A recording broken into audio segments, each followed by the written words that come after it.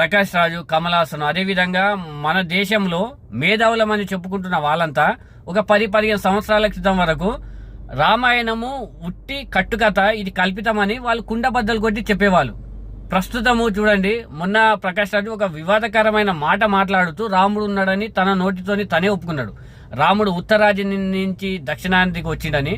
ఒకప్పుడేమో హిందుత్వాన్ని విచ్ఛిన్నం చేయాలని అనుకున్నారు. ఇప్పుడు హిందువులు నమ్మే పరిస్థితులు లేదు కాబట్టి ఇప్పుడు రాముడు ఉత్తరాదికి చెందిన వాడు, ఇప్పుడు రావణాసుడు దక్షిణాదికి చెందిన వాడని ఈ విధంగా హిందువులలో అదేవిధంగా దేశంలో ఉన్న ప్రజల్లో విద్వేషాలు రెచ్చగొడుతూ మాట్లాడుతున్నారు.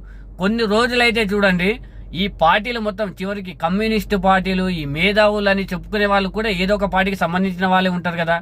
రాముడు దేవుడు అని వాళ్ళ నోరుతోని వాళ్ళే చెప్పుకునే రోజులు దగ్గరలోనే ఉన్నాయి.